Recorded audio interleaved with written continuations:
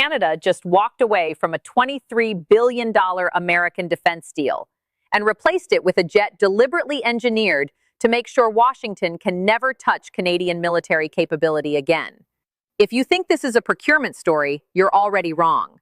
Stay with me because what happened in the last 72 hours is going to reshape how every NATO ally on Earth thinks about buying American weapons. And the 11 words Canada's Prime Minister said in front of a row of aging fighter jets just became the most quoted sentence in the history of Western military alliances. The aircraft Canada canceled was the F-35. The contract was with Lockheed Martin. The value was $23 billion, the largest defense procurement in Canadian history. And this was not a delay, a renegotiation, or a budget adjustment. It was a full, immediate, cabinet-ratified termination.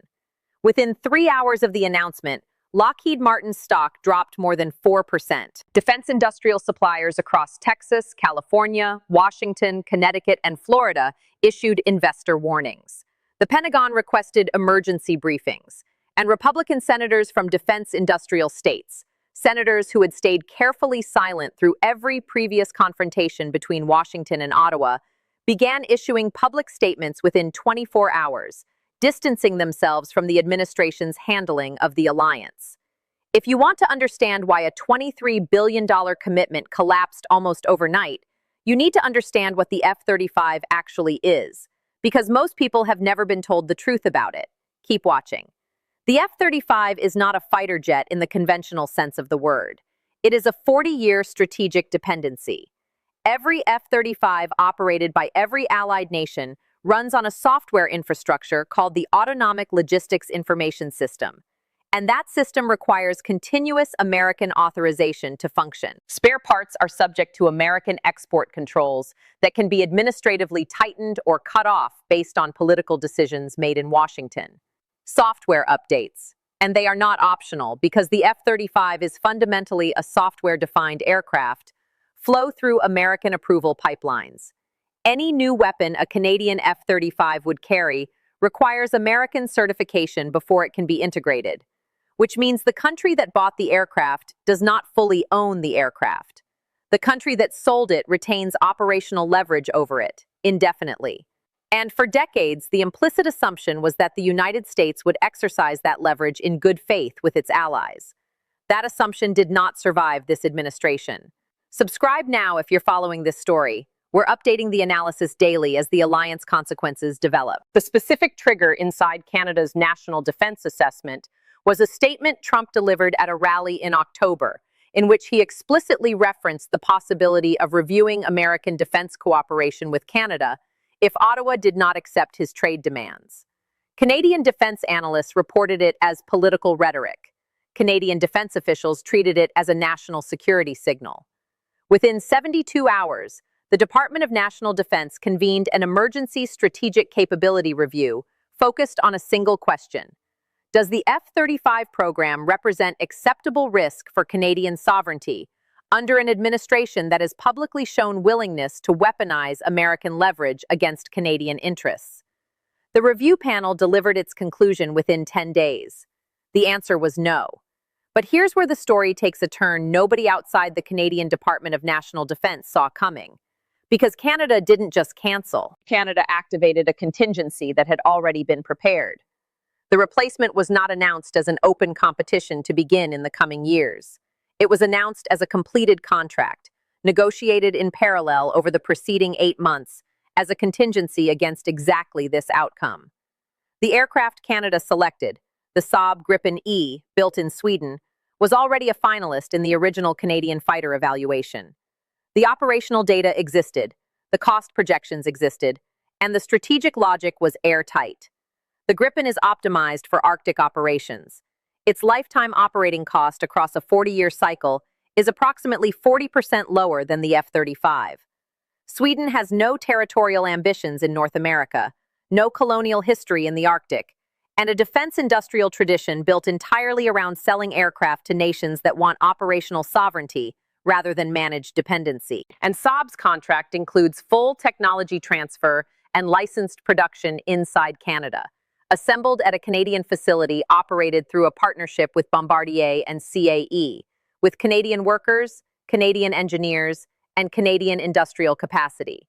Every dollar that would have flowed to Fort Worth, Texas over the next 4 decades now flows to Canadian workers in Canadian facilities.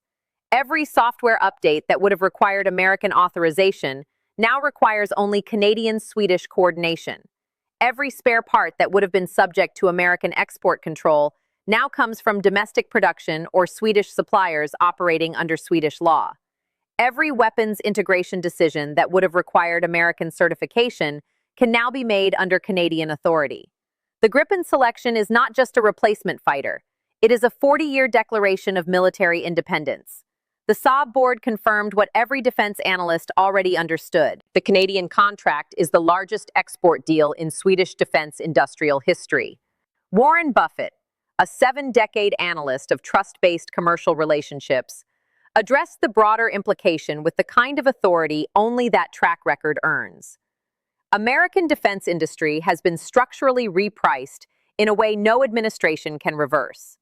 Multiple other F-35 customers, Finland, Belgium, the Netherlands, Poland, Japan, South Korea, the United Kingdom, began quiet internal reviews of their own commitments, not because they planned to cancel, but because the Canadian decision had elevated questions every F-35 customer now had to formally address in their own strategic documentation. Pratt & Whitney, Northrop Grumman, BAE Systems, Honeywell, Collins Aerospace, and hundreds of smaller suppliers across the F-35's 3,000 company industrial base issued communications to employees, investors, and state officials. The senator from Texas described the cancellation as a catastrophic failure of alliance management that will cost American jobs for a generation. The political fracture opening inside the administration's own coalition was faster and more severe than any previous confrontation in the Canada-US standoff had produced. Trump's public response came at a press event in Florida. He called the cancellation the most ungrateful act by an ally in modern American history. He threatened unspecified retaliation that American officials immediately acknowledged had no functional mechanism. He claimed Canada needs us for defense, a statement defense analysts noted fundamentally misunderstood how modern sovereign military capability works. And he suggested, "We'll see how Canada defends itself without us," language that NATO officials noted was structurally closer to an adversarial threat than a statement between treaty partners. Each subsequent Truth Social post compounded the damage by confirming the precise posture that had made the F-35 commitment untenable in the first place. That American presidential rhetoric treats allied military sovereignty as conditional on American approval. Carney stood at Canadian Forces Base Cold Lake, with the aging CF-18 Hornets visible behind him, the aircraft the F-35 was supposed to replace, flanked by the Minister of National Defense, the Chief of the Defense Staff, the Commander of the Royal Canadian Air Force, and the CEOs of the Canadian aerospace companies that would now build the replacement. The empty tarmac stretched behind him, the tarmac where the first Canadian F-35 was supposed to land in 2026. The scene was constructed before a word was spoken. He acknowledged the costs: contract termination expenses, delayed fighter capability, political friction with a major ally, and argued directly that those costs were substantially smaller than the alternative cost of continuing a commitment whose foundational assumption had been publicly destroyed. He spoke to the workers in Fort Worth and Hartford and Palmdale, acknowledging that the cancellation would affect their livelihoods, and stated directly that the decision was not their fault, that the responsibility rested entirely with an administration whose rhetoric had made the program untenable. And then he looked into the cameras, paused, and said the 11 words that are now the lead of every NATO alliance briefing, every defense trade publication, and every investment bank research note on American defense industry written since that moment. You cannot sell fighters to a country whose sovereignty you threaten. The silence in the briefing room lasted longer than protocol typically allows. The phrase trended globally within 3 minutes. It appeared on the front page of every major defense and business publication within the hour. Military analysts called it the single most consequential statement by a NATO prime minister about alliance reliability in the modern era. Business journalists called it the sentence that reprices American defense industry for the next generation.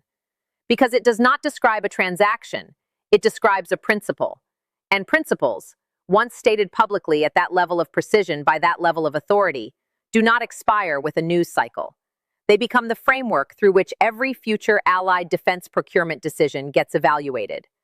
What Canada has demonstrated is not that the F-35 is a bad aircraft.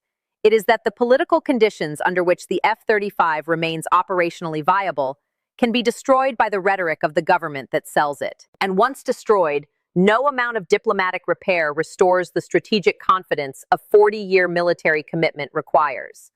That is what Warren Buffett means when he describes trust as the deepest moat in long-term commercial contracts. It takes decades to build. It can be eliminated in a single rally statement. And no future administration can simply declare it restored. The allies who are watching, and every one of them is watching, now know that American defense industrial dominance is not a permanent feature of the international order. It is a function of American credibility. And credibility, as Canada just demonstrated to the entire democratic world, is not guaranteed. If this is the kind of analysis you want delivered every day while this story is still moving, subscribe. Not because we ask, because the NATO reviews have started, the Five Eyes assessments are underway, and the next chapter of this story is going to arrive before most outlets even finish covering this one. You'll want to already be here when it does.